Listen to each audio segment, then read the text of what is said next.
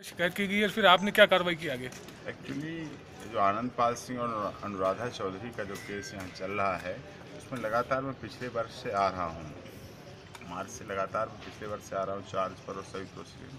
लेकिन अभी क्या है, कंप्लेंट शिकायतकर्ता जो था चंद, उसकी लगातार गवाही चल रही थी। मैं उसको क्रॉस कर रहा था, जिरह चल रही थी उससे, कल भी थी और आज भी थी। आज जब मैं 10 बजे, लगभग 10 बजे करीब कोर्ट में आया, तो जब मुलजिम भी आ चुके थे, उनकी गाड़ियाँ भी आ चुकी थी कोर्ट में जाने के लिए, मैंने कहा ठीक है चलते हैं कोर्ट में। तो एक 30-35 साल का युवक हाफ शर्ट पहने हुए था, वो आया और ये पर्चा मुझे पकड़ा गया। तो जनरली ये होता है कि एक्यूज जब आते हैं तो पर्चा दे देते हैं कि क्रॉस चल रहा है, तो ये सवाल पूछ लेना, ये सवाल पूछ लेना, क्योंकि मुलजिम से अच्छा उनके बचाव को कोई और नहीं जानता। तो हमने पर्चा ले लिया और आगे पढ़ते पढ़ते आगे कोर्ट की तरफ चलने लगे।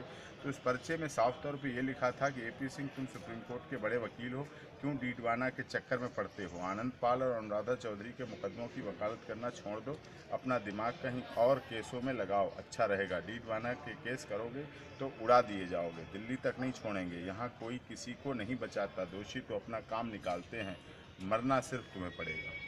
तो अब ये पढ़ के तो बड़ा मुझे अपने में बड़ा फिजिकल बड़ा अच्छा नहीं लगा मुझे।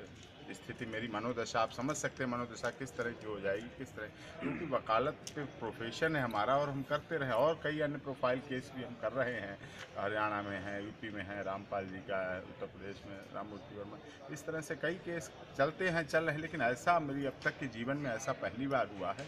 अब मैंने इस बारे में जो अतिरिक्त सत्र न्यायाधीश हैं, जज साहब, ट्रायल जज, उनको लिख के दिया है। और डिप्टी एसपी साहब जो यहाँ थे, उपाधीक्षक महोदय डीडवाना, वो हैं यहाँ, उनको लिखित में ये दिया है और उनसे कहा है वो इस पर एफआईआर रजिस्टर करेंगे, फिर कॉपी देंगे मुझे। और उन्होंने आश्वासन दिया है उपाधीक्षक महोदय ने कि हम इस पर सख्त आपको किस कार्रवाई पे करें।